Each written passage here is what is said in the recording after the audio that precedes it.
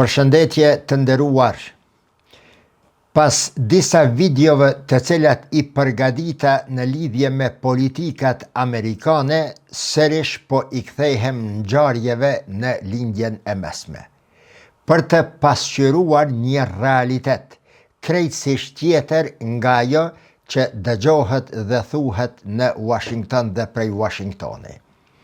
Me gjithë përpjekjet e administratës amerikane që ujrat të kthehen në rrjedhat e veta, që të ndalen luftat në lindjen e mesme, që të ketë një paqe të qëndrueshme, e sidomos pas ndaljes së luftës frontale në Gaza, dhe me gjithë premtimet e zëshme të Donald Trump se po shkohet drejt marrëveshjes së Abrahamit, në të cilën marrëveshje jo vetëm vendet arabe, por edhe vendet të tjera jashtë lindjes së mesme do të kyçen dhe do të nënshkruajnë atë marrëveshje, situata në terren nuk është siç po thuhet dhe po premtohet në Washington dhe nga Washingtoni.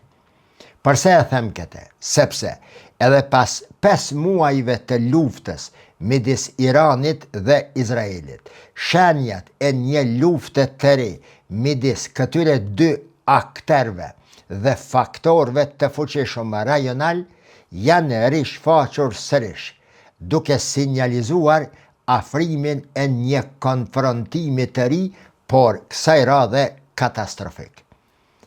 Cilat janë ato shenja të cilat do t'i përmendi dhe ku e bazoj unë analizën time e cila flet në favor të frikës së fillimit të një konfrontimi midis Izraelit dhe Iranit. Mlejoni ti numëroj disa sosh këto. E para janë lëvizje tronditse të mëdha që kanë tundur tregjet globale. 2. Dërgimi i shumë raketave nga Sheba në Izrael dhe vendosja apo pozicionimi i tyre në drejtim të Teheranit. 3.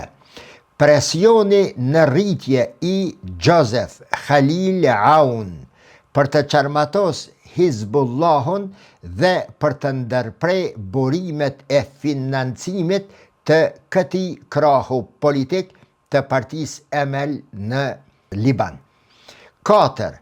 Një telefonat kërcënuese që rrallë herë mund të dëgjohet në marrëdhënie ndërkombëtare, që i përngjet një farë kërcënimi të cilin ja bënte Donald Trump Zelenskit të Ukrainës në shtëpinë e bardhë.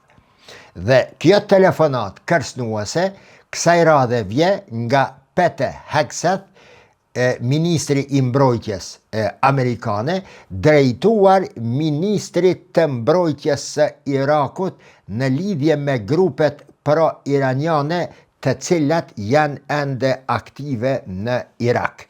Pika e 5 është masat e sigurisë të marra nga ushtria iraniane, e sidomos garda revolucionare iraniane në ngushticën e Hormuzit, në grykën e Hormuzit. E dini, gryka e Hormuzit është pika më nevralgjike në gjirin persik aty, rreth së cilës gryk apo nëpër të cilën kalojnë një sasi e madhe në triliona dollar të mallrave nga Azia në Evropë e pastaj nga Mediterani për përtej Atlantikut në Amerikë. Edhe këtë do ta shpjegoj pak më vonë.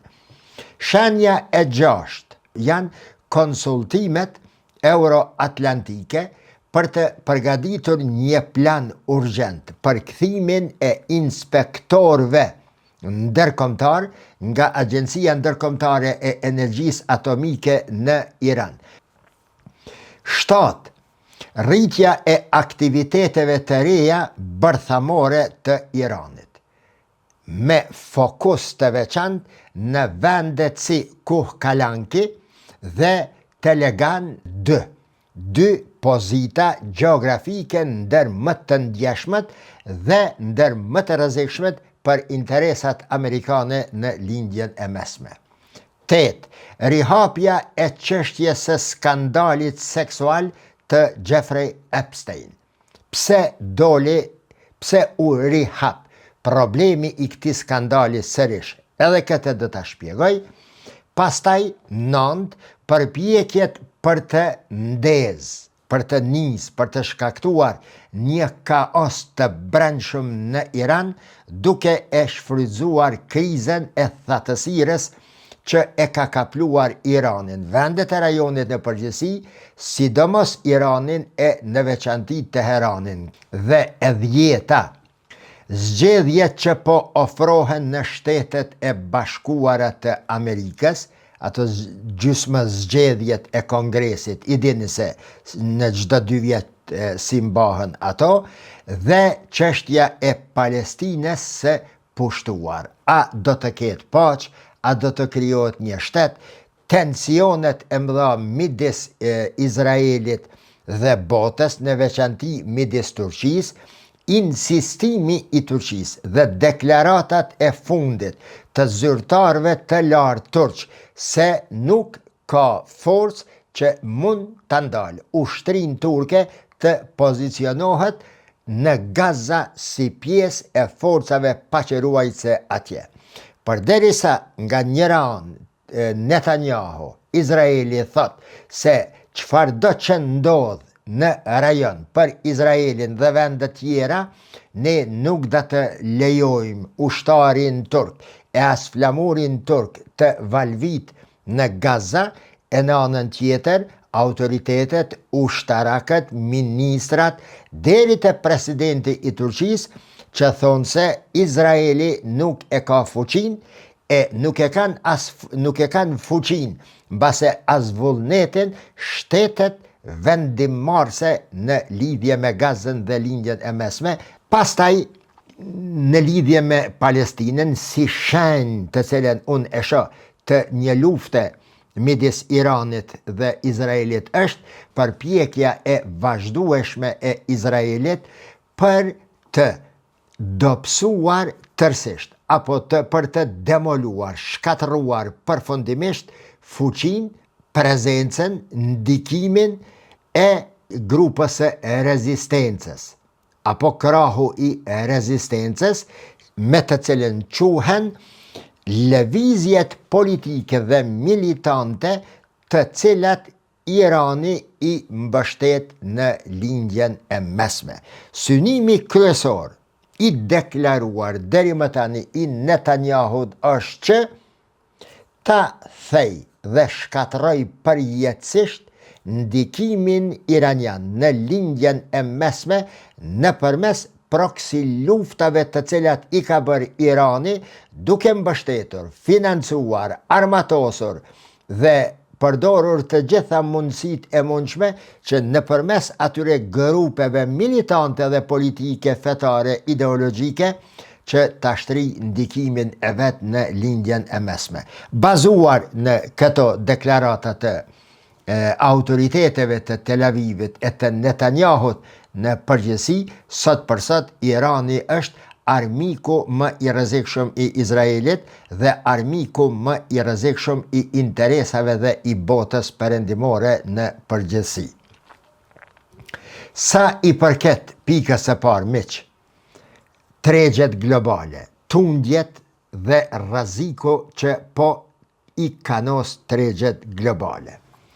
Në nëntor, rreziku geopolitik që rrjedh, që vije si pasoj e përshkallëzimit të tensioneve midis Iranit dhe Izraelit, mbetet një faktor, bile faktori kryesor që ndikon në dinamikat ekonomike dhe të tregjeve globale në përgjithësi.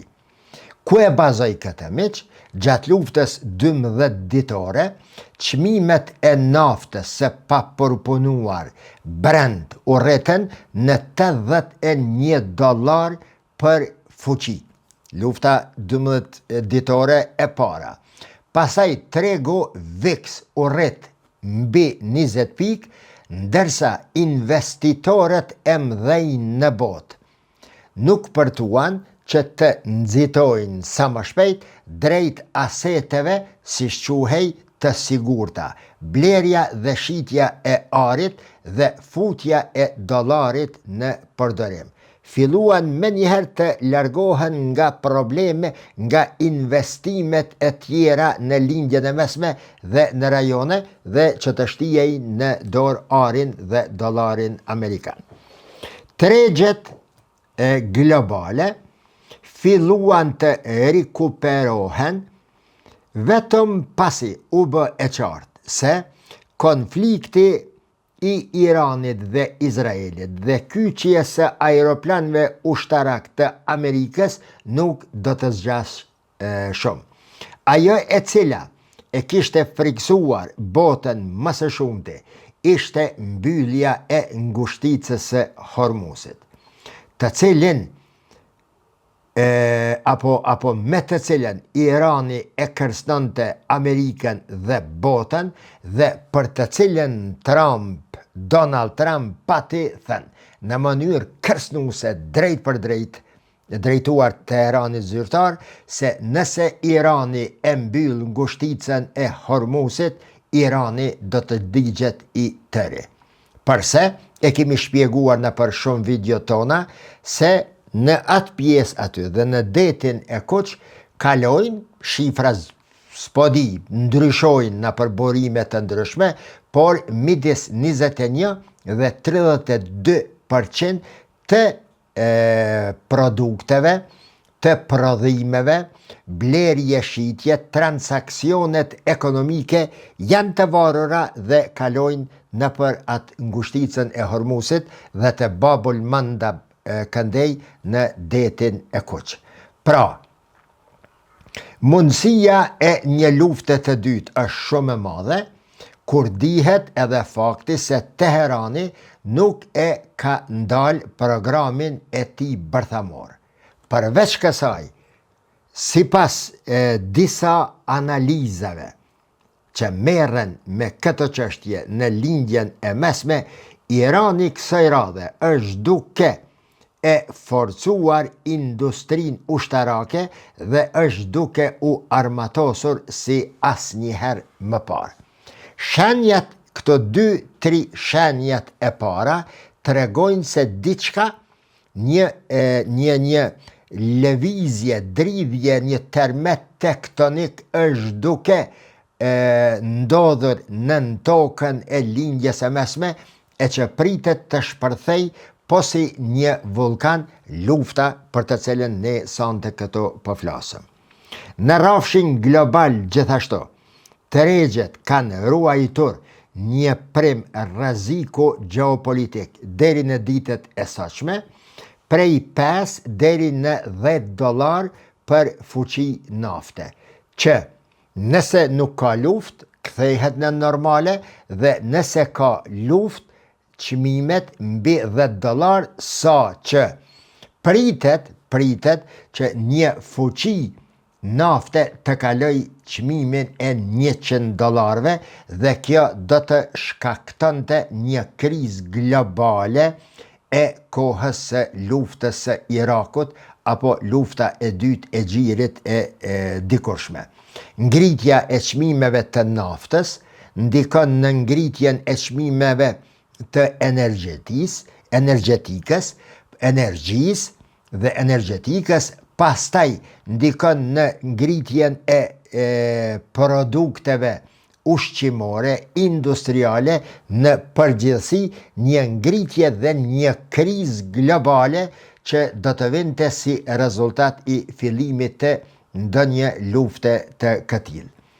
Lëvizjet e gardës revolucionare në ngushticën e Hormuzit e kanë bërë, pra administratën e Donald Trump, me gjithë këto 10 shenja të cilat i numrova, me gjithë kërkesën e Netanyahut dhe insistimin e Izraelit që të nisin edhe një luftë, kësaj radhe përfundimtare shkatërruese për Iranin, administrata amerikane e Donald Trump është duke bërë llogarit e saj në detajet më të vogla. Në një postim para 3 dite në Truth Social. Trump i bën thirrje vendeve prodhuese të naftës që të ulin çmimin e naftës deri në 8%, duke reflektuar frikën e Washingtonit ndaj pasojave gjeopolitike në lindjen e mesme nga lufta e mundshme dhe për ta qetësuar opinionin e brendshëm amerikan, i cili është kapluar nga një frikë e një lufte atje dhe ndikimit të saj pastaj në ekonominë amerikane. Ekspert të njohur amerikan besojnë se nëse lufta nis në rajon, ajo do të përhapet nëse nis midis Izraelit dhe Iranit. Ajo do të përhapet së shpejti në rajon edhe në vendet e tjera prodhuese të naftës dhe çmimet e naftës do të rriten, inflacioni do të godet rënd Amerikën dhe tregjet amerikane do të marrin një goditje ndër më të rëndat në 30 vjetët e fundit. Kjo goditje ekonomike më pastaj mund të ndikoj drejt për drejt në rezultatet e zgjedhjeve të mesit të mandatit në Kongres, e që do të ishte një disfat e urrejtur as pak e dëshiruar për Donald Trump dhe njerëzit apo krahun e tij politik. Duke i ditur të gjitha këto që po ndodhin në botë, që pritet të ndodhin dhe që po shkaktojnë frikë tek ekonomistët amerikan, Marina e Gardës Revolucionare Iraniane e ka kap pardje dhe sekuestruar anijen cistern e naftës Talara, e njohur në botë për nga kapaciteti i bardhjes së naftës, por edhe degëzimet e kësaj anije të produkteve të tjera. Marina e Gardës Revolucionare e kanal aty, kjo anije po lundronte me flamurin e ishujve Marshall, veprim ky i cili ndodh si rezultat i lëvizjeve apo i ardhjes së raketave amerikane të cilat po akomodohen në Izrael dhe po drejtohen majet e tyre drejt Teheranit. Përveç kësaj, të nderuar, Shtetet e Bashkuara të Amerikës kanë filluar së fundmi një furnizim të Izraelit me raketa të papërdorura deri më tani dhe në Izrael janë duke u ndërtuar bunker shumë më të sforcuar se që ka pas Izraeli deri më tani. Pas ndërprerjes së luftës në Gaza, ushtria izraelite tani ka rifilluar një fushat të re sulmesh kundër objektivave që lidhen me atë që e përmena pak më lartë, grupa apo boshti i rezistencës që nis nga jugu i Libanit në për shumë disa vende arabe, Siri, Irak dhe shkon deri në Yemen. Përveç sulmeve të vazhdueshme, tejet precize, ndoshta me raketat e reja që i kanë ardhur Izraelit, Drejtoria e Inteligjencës Ushtarake Izraelite Aman dhe Mossadi janë duke vazhduar në kryerjen e fushatës së vrasjeve që synojnë kryesisht udhëheqës dhe fytyra signifikante të shquara të rezistencës apo të boshtit të rezistencës që mbështetet nga Teherani zyrtar dhe, siç dihet botërisht, të cilat janë nën dirigjivat, komandën dhe udhëheqjen ideore, shpirtërore, fetare dhe ushtarake e ekonomike të gardës revolucionare iraniane. Në një nga videot e kaluara miq, unë ju pata treguar se ku është dallimi midis ushtrisë iraniane dhe ushtrisë dhe kjo garda revolucionare iraniane. Ushtria e Iranit është ushtri në rregull, sikur të gjitha ushtrit. E ka për obligim ruajtjen e kufive të Iranit, të sigurisë së Iranit dhe në rast sulmi nga jashtë të reagoj ndaj cili do shtet i cili e ka sulmuar. Pra një përkufizim që vlen thuajse për të gjitha ushtri tjera. Por çfarë është garda revolucionare e Iranit? Garda revolucionare e Iranit është edhe kjo një ushtri, jo paramilitare, por ushtri e konsoliduar e cila përveç që e ruan territorin e Iranit, që merret edhe me pati nevojë dhe hapësirë, me ruajtjen e kufive dhe sigurisë së Iranit, garda revolucionare iraniane i ruan interesat e Iranit edhe jashtë territorit të Iranit. Pra, brenda gardës revolucionare iraniane operojnë divizione apo departamente përveç asaj ushtarake, ka të shpionazhit, ka të kulturës, të fejes, të sektarizmit që flasin për mbrojtjen e islamit, të interesave të muslimanëve, të kulturës islame, të kulturës shiite iraniane në veçanti dhe që prekun apo lëvizin duke prek interesat afatgjate të regjimit të tanishëm të Iranit. Regjimit të, si quhet në botën perëndimore, të ajatullahëve apo regjimi islamik shiit që është administratë zyrtare e Teheranit.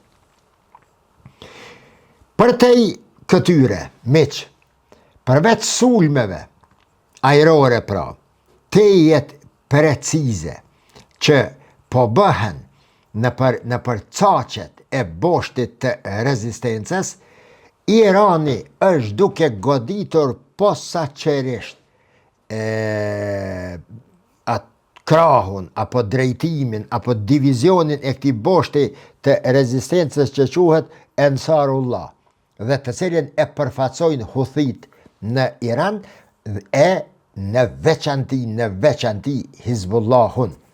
Nuk i kam harruar 10 pikat e kaluara, jam duke i shpjeguar një nga një për ta forcuar, që nuk është veç teoria jamja, vlla, nuk jam unë, jam çunë sabah dhe po i shoh këto gjanat, por natyrisht një pasqyrim i asaj që thuhet dhe shkruhet nga ekspert, specialist të lindjes së mesme të Iranit, Izraelit dhe të geopolitikave që i prodhon lindja e mesme. Nuk janë materiale që nihen e dëgjohen e lexohen në lajme ditore. Forcimi i Izraelit, si asnjëherë më parë, me raketa dhe me armë të cilat nuk i ka poseduar deri më tani, shikuar nga lart, nga gjendja e përgjithshme, nuk ka asnjë shtet armik potencial në lindjen e mesme që do të mund ta kërcënonte Izraelin dhe ta detyronte, t'ja impononte nevojën Izraelit për blerjen e raketave të cilat janë në një shumë diçka mbi 10 miliard dollar raketa dhe në numër flitet për diçka mbi 18.000 raketa që janë duke u vendosur në Izrael. Me që nuk ka një fuqi tjetër, mbetet të supozohet, të konkludohet se i vetmi vend i cili konsiderohet armik i interesave amerikane dhe izraelite në rajon është Irani. Pra, i gjithë ky arsenal i raketave është duke u bërë për një cak, për një qëllim, për një shtet të caktuar. Mjaft kam folur për, jo dikush po thet është mik, jo dikush po thet armik ma, po më duket se me u lëshu Izraelit, Irania, po nuk është Irania, po shiite, apo sunnite, mjaft kam fol në atë pik, nuk e kam njet ma me hinë në tanë, sepse jam bot demode, jam bot, tham edhe të neverishme, por këto po bëj një analizë shkencore në lidhje me faktet e gjetura në teren në rajonin e lindjes e mesme. Izraeli, të nderuar, po blen raketa MK-82, MK ose MK-84, Blu 117, GBU 39B, DLU 109 dhe DLU 110.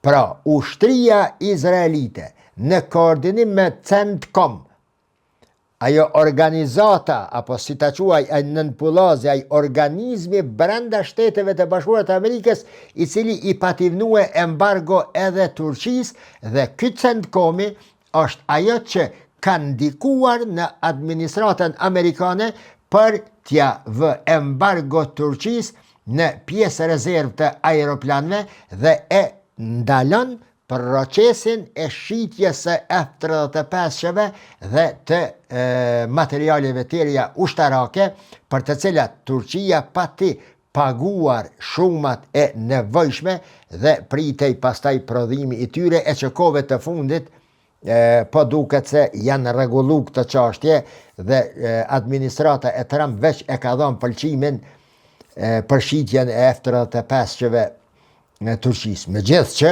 masi u nënshkru marrëveshja, masi mori dhënë marrëveshja, frik djem do këta par djem Netanyahu sërish ka dal me kërcënimin se do ta djegim çdo gjë dhe nuk do të lejojmë që F-35-shat të zbresin në Ankara, në Turqi, sepse kjo do t'i prishte baraspeshat e tanishme, nivelin e fuqisë evidente ushtarake të shteteve në lindjen e mesme, që i bie se Turqia do të futej në një rang aviacioni rrezikshmërie për Izraelin, po aq sa e ka rrezikshmërinë Izraeli për vendet e tjera arabe.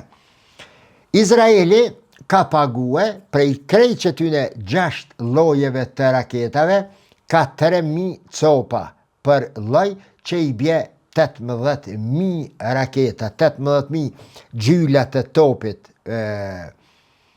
janë hata, e lema 18.000 raketa dhe të gjitha të drejtuara ka Irani. Irani sot, nëse e lexon nga që kjo perspektiv e kësaj analize që po e bëj, Irani përkufizohet si një shtet i dobët, jo si kur më parë, por i rrezikshëm më shumë se më parë. Edhe njëre po them. Irani sot përkufizohet një shtet më i dobët se më parë, por më i rrezikshëm se ç'ishte më parë. Një farë alegorizmi, një farë metafore se kur një shtet apo një regjim e sheh rrezikun që po i afrohet, është në gjendje t'i përdor të gjitha mjetet e disponueshme për të shpëtuar veten apo për të arsyetuar ekzistencën e vet, si e tillë që është para publikut të vet, në këtë rast para qytetarëve të Iranit. Pas luftës së tretë në Liban, ta them edhe këta, edhe rënjes së regjimit të Bashar al-Assadit në fund vitit 2024, kemi majt ligjerata këto e video të mjaftueshme dhe mendoj se e keni ende të freskët se çfarë ka ndodhur. Boshti i rezistencës, apo dora e zgjatur e Iranit, apo fuqia e Iranit, apo Irani në miniatur, quaje si të duash që të boshtin e rezistencës, bie në pikën më të dobët të fuqisë në 20 vjetët e fundit. Për këtë arsye, Irani po konsiderohet më i dobët se që ishte më parë, por më i rrezikshëm se që ishte më parë. Izraeli vlla i ka hinje si me fshinjës, kjo terminologjia që përdoret tek ne në politikën kosovare, i ka hinje fshinjës gjdo celule dhe gjdo vendi nga ku mund të pritej çfarëdo lloj rrezikshmërie për sigurinë e Izraelit. Kjo gjendje e aftësisë ushtarake dhe e sigurisë së Iranit, në të cilën ka ra tani, i ka ndihmuar dhe i ka kontribuar një lloj miratimi të Trumpit me gjithë Netanyahun për një plan të një sulmi gjithë përfshirës për t'i dhënë fund Iranit spaku edhe për 100 vjetët e ardhshme. Në rastin më të lehtë, për në 100 vjetët e ardhshëm për t'i dhënë fund ndikimit të Iranit në politikat rajonale dhe globale.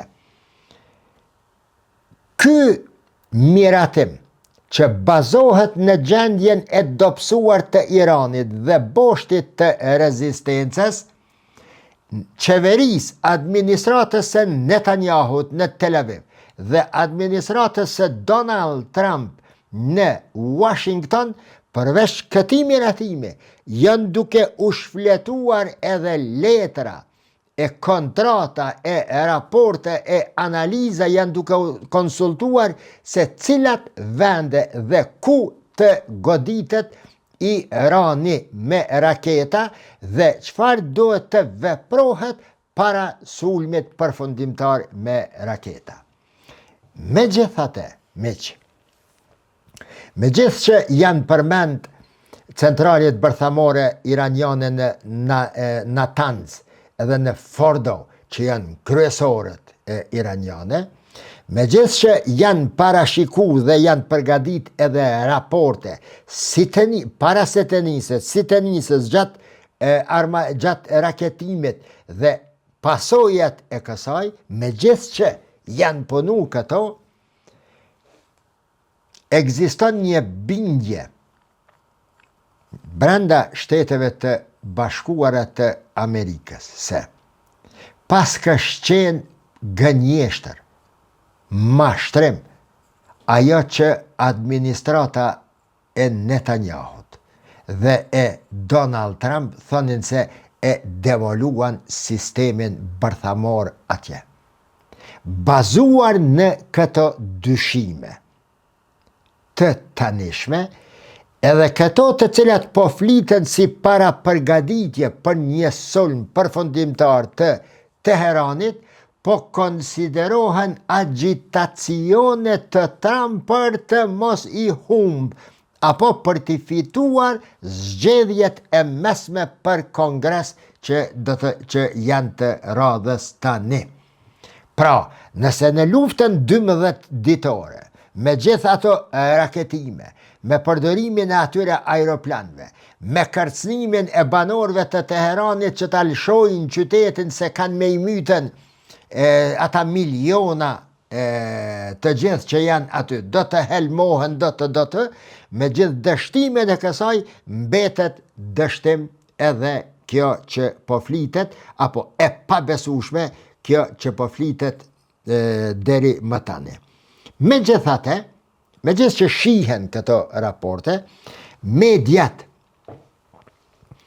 që në Amerikë, që mbështeten nga lobi Izraelit, sidomos në New York, kohëve të fundit, çdo 2 javë të fundit e ka nisur një fushat të ri, psikologjike, duke botuar artikuj që para përgadisin psikologjin amerikane për një lufte të madhe. Cilat janë temat të cilat po i rrahin mediat pro-izraelite në New York dhe gjithandej në Shtetet e Bashkuara të Amerikës? 1. Paqartësia e dosjes bërthamore iraniane, se kince po zbulohen vene të cilat nuk i paskan pa radarët dhe do të me patjetër të goditen për shpëtimin e Izraelit dhe të botës. 2. Nuk dihet ende për 408 kg uranium të pasuruar deri në 60%, se a i kanë djeg, a i kanë shkatërue apo jo.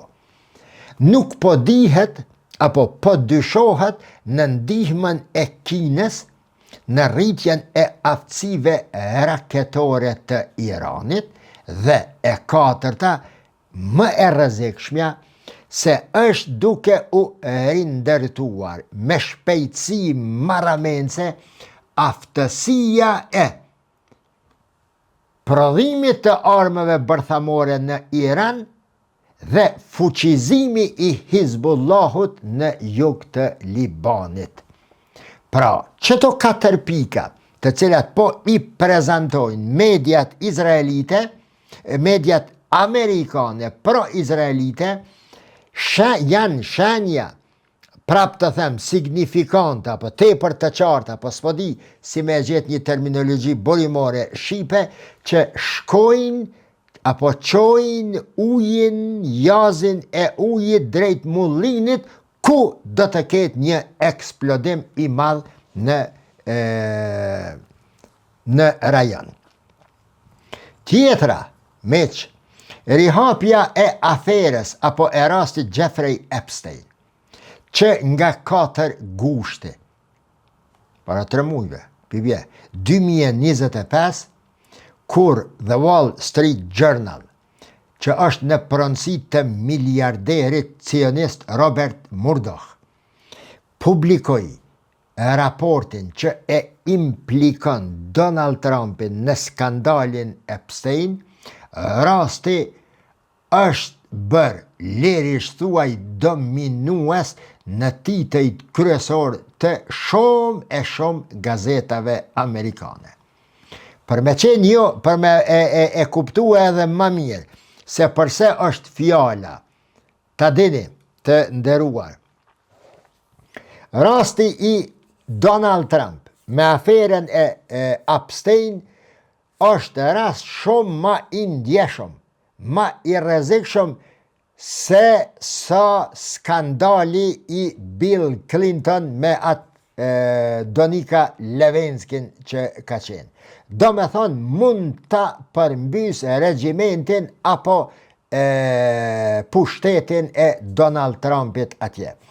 Analist iranian që shkruajnë brenda revistave e gazetave iraniane dhe jashtë Iranit besojnë dhe janë duke e promovuar idenë se presioni i ushtruar mbi Donald Trump nga figurat të njohura si Mark Levin, Nelson Peltz, pastaj Isaac Perlmutter, pastaj Robert Murdoch, The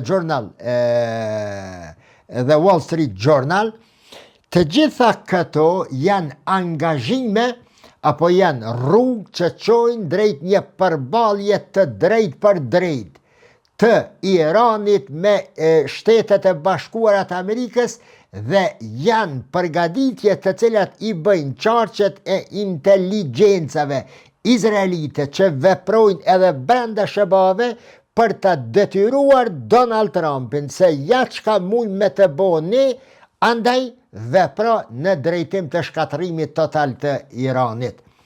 Bile një shantazh të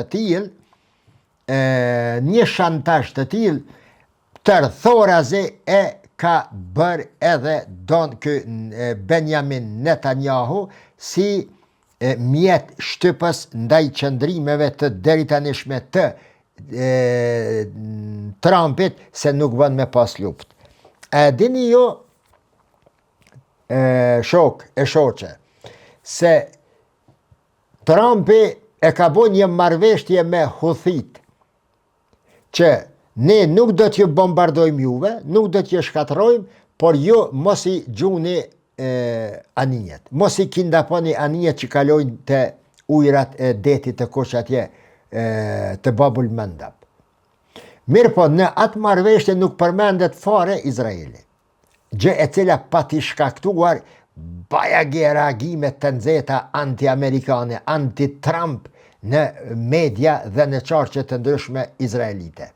Qysh ti po bën marrëveshje me Huthit, po i ul aty në bisedime dhe Izraeli nuk është objekt trajtese në ato bisedime.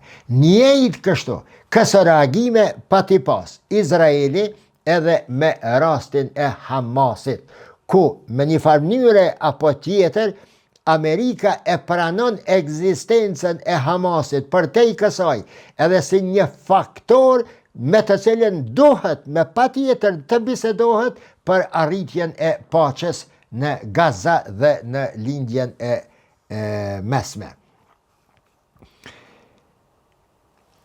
Para fillimit të raketimit të Iranit nga Izraeli dhe anasjeltas, media të ndryshme në botë, tash unë s'po guxoj me thonë pro-izraelite, jo izraelite, jasene se këto edhe pak po bohen si forma t'i quaj afirmative të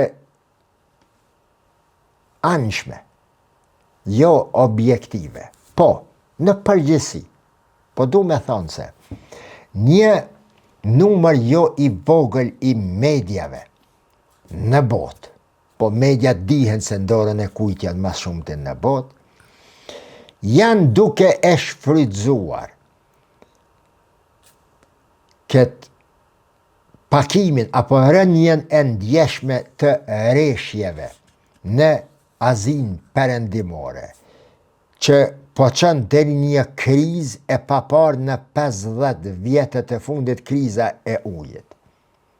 Bazuar në qëto media, tregohet se vetëm brenda Iranit 16 diga kanë rë.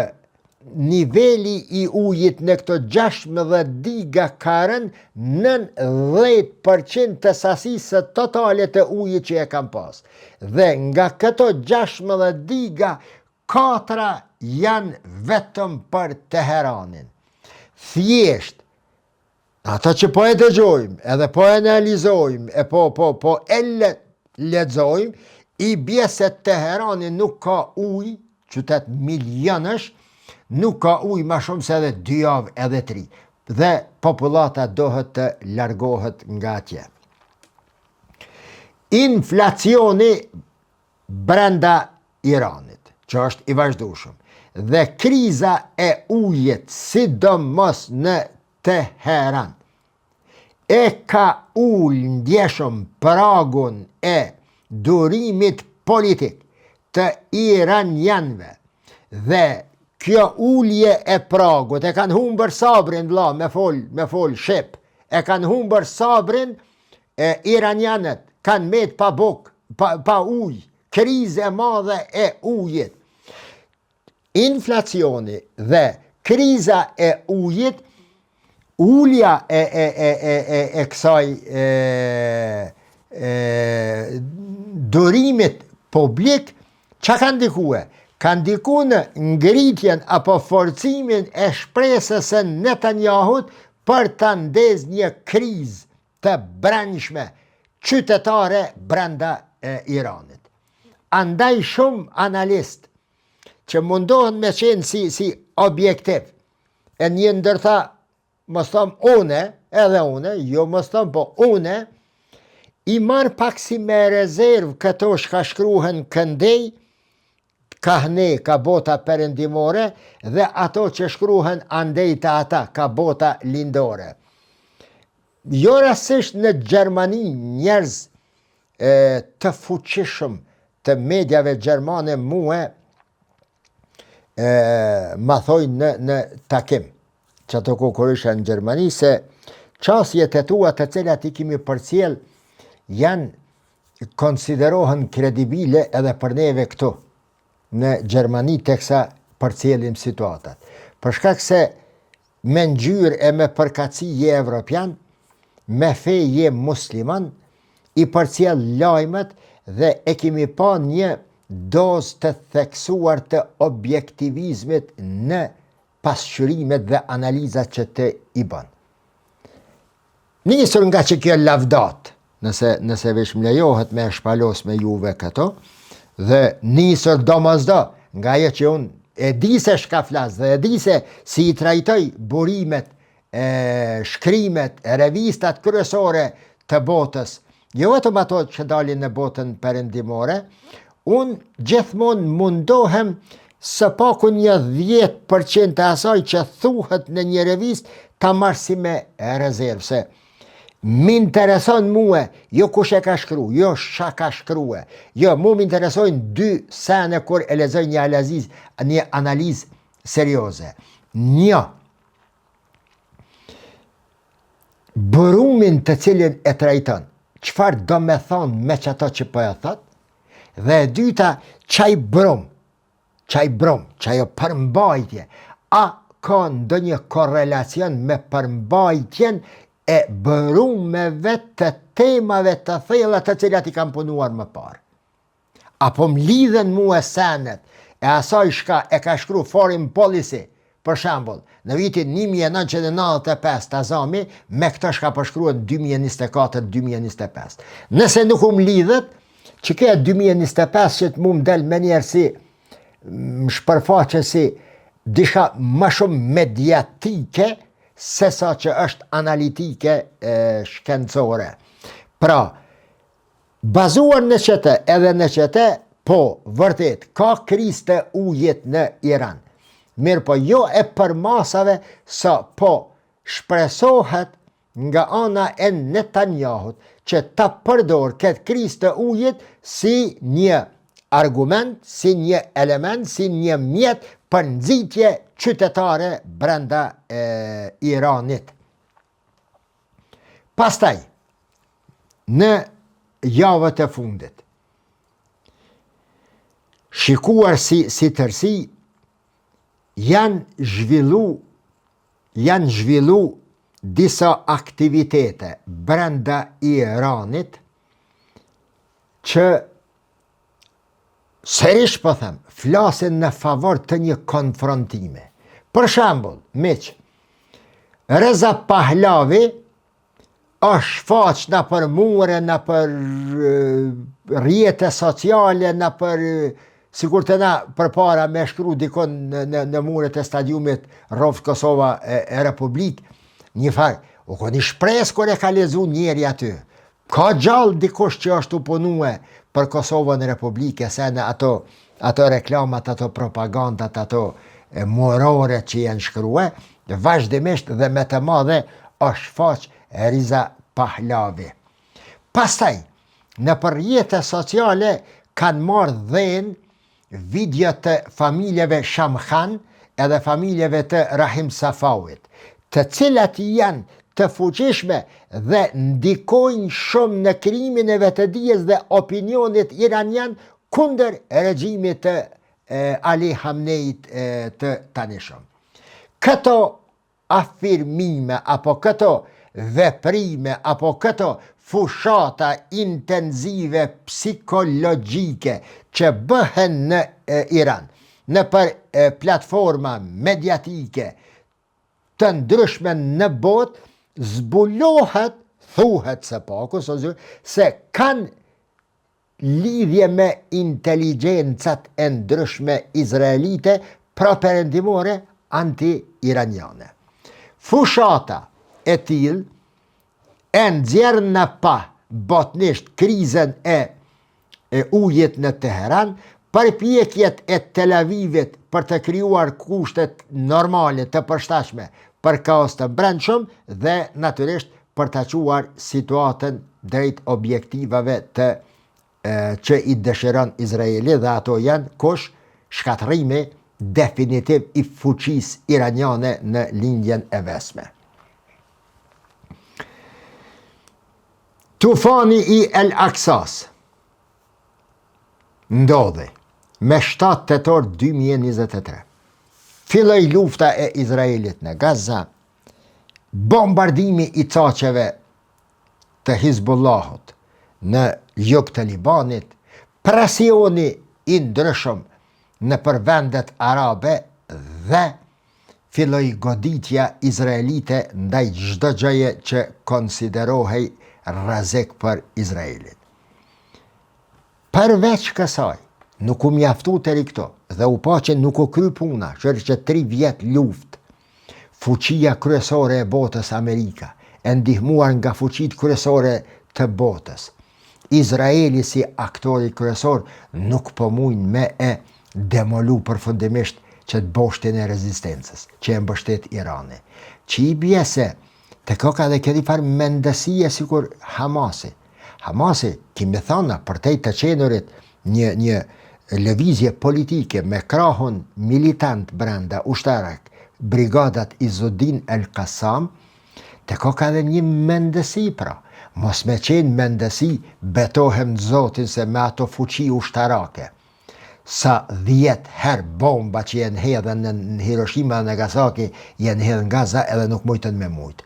Apet Hamasin në bisedime, apet Hamasin në Katar, në Turqi, atje, me Hamasin po bisedohet. Pra qenë ka mendësia, i një të ubin tash, jo që ku e analizojshë kështu dhe flisja për Hamasin kështu, mas thëmë, gjahila, që kjo pro Hamasit, kjo pe livdan Hamasin. E pej meje, edhe tash po them me mburje, prej meje me prit, une me fol shka po thëtaj, shka ka qef me një aj, ose shka shu një gazet, në Londër, ose në Kairo, ose në Arabin Saudit, ose në Turki. Jo më rëbur, më sta te proj me këto libra farmas edhe me këtë ambient. E kun kalun atë periud ma që flas për hatër dikujt, ose parinatit dikujt. Po më nona me i nda me juve këto nimetet të cilat mua mi ka dhënë Allahu, këto njohuri dhe të ngjashme. Tufani el Aqsa, goditja atje, e po që nuk po mundet me e demolua krejtësisht. As ata, as boshtin e rezistencës. Tash, me që ka ardhë puna e dopsimit që ti boshtit rezistencës, edhe ndikimit të Iranit, aty tash ka fillue puna e presionit mbi Libanin. Joseph Aoun që e përmena. Joseph Aoun është president i Iranit, i Libanit tash, është i familjes Michel Aoun, se e dini jo, e kum shpjegua, në Liban, edhe në Irak, në shumë vene qëtu ja bojnë gjithkon gati, në Liban, autoriteti politik është ndonë në 3. Presidencën e kanë të krishterët maronit, qeverin e kanë muslimanet, ndërsa parlamentin e kanë shetët. Muslimanet sunnit e kanë qeverin, ndërsa parlamentin gjithmonë do të bëkon kryetari i parlamentit nga partia Emel. Fitoj, s'fitoj, do të bëkon shetë. Nebih Berri ka qenë një kohë gjatë kryetari i parlamentit kështu. Që kë Joseph Khalil Aoun, tash presioni është ushtruhe mbi te. Tash po i thoi Libanit, ti nuk je tu i zbatue atë rezolutën 1701 e Këshillit të Sigurimit të OKB-s për qarmatosjen definitive të Hizbullahut. Ti, Joseph Aoun, jetu e lejue fuqizimin e Hizbullahut aty. Ti jetu bo dishka në Sirije, pej Siris të Iraku, e atje të Irani nuk është ndërpres saksisht armatimi, financimi dhe mbështetja logistike e Hizbullahut nga Irani. Andaj pretna neve. Dhe me gjithë muret të cilat i ka ndërtue Netanyahu dhe Izraeli të jugu i Libanit, Izraeli tani është duke e kërsnuar që Joseph Aounin dhe Libanin se do të vazhdoj pushtimi i Libanit edhe për të lumit që ka qenë si një kufi i vendosjes së ushtrisë izraelite në jug të Libanit për ta demoluar dhe asgjësuar Hizbullahun. Pra, parandalimi i një Iranit të ardhshëm po shihet tani si një nevojë e domosdoshme e shkatërimit të Hizbullahut, rrjedhimisht të Libanit. Një delegacion së fundmi tash i departamentit të thesarit të shëbave e viziton Bejrutin dhe ju thët libanezve, ju jep në fakt libanezve 60 ditë që të ndërmarrin hapat efektiv për ndalimin e financimit, ju në kuptim financim kështu, po ndalimin edhe të çdo gjaje që shkon në favor të fuqizimit apo të mbjetesës së Hizbullahut në jug të Libanit. Thjesht mi qitën para aktit krym, para urise, para etjese, jo, kena me e shkatërue Libanin. Tjetri kërcënim, që është në favor të kësaj lufte të mundshme, lëvizja tektonike përfuni dhe pritet shpërthimi i vulkanit të luftës Izraelit-Iran është edhe kërcënimi që i ja bën Pat Hegseth, ministrit të mbrojtjes irakiane, që i thot se une jam të e ditë se te ju dishka është ndodh, nuk janë demolu krejsisht, nuk janë shkatëru krejsisht këto lëvizjet dhe celulat shiite në Irak. Prishmi ato, jo ki me pas problem me neve.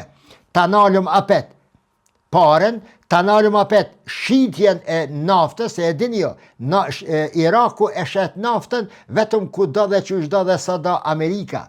Qelsat e ekonomisë irakiane janë në New York. Iraku është një farë province ta qua i kështu kushtimisht me i shteteve të bashkuara të Amerikës.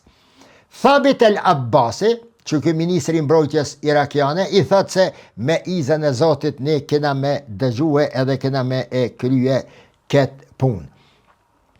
Duke i ju afruar orës nga ku akepat do të numrojnë për mbrami, i them këto sërish se ritmi i përshpejtuaj i rindërtimit të arsenalit bërthamor iranian. 2. Mbështetja e papar deri me tani e Kinës në armatosjen dhe sofistikimin e industrisë së armëve iraniane. 3. Blerja e sistemeve të avancuara të mbrojtjes dhe të avionëve HC-98 dhe Sukhoi Su-35 nga ana e Iranit. Pastaj, vazhdimi i politikave të fuqizimit të armëve bërthamore. Pastaj, fshehja e 408 kg të uraniumit iranian dhe disa elemente të tjera që flasin në perspektiva të ndryshme që po e parandalojnë bisedimin me faktorin ndërkombëtar për ndërprerjen e pasurimit të armëve bërthamore, të gjitha këto duke i marrë në konsiderat, edhe njëherë them se një luftë midis Izraelit dhe Iranit është e pashmangshme, duke pas parasysh të gjitha këto rrethana, që tani unë mendoj se ka filluar numrimi i orës mbrapsht, ka ardhur në pikën 0 dhe në çdo çast pritet sulmi izraelit mbi Iranin. Këtë mund ta ndaloj vetëm interesi amerikan apo rreziku nga humbja e zgjedhjeve dhe tronditjeve të tjera, jo globale, brenda shteteve të bashkuara të Amerikës. Natën e mirë.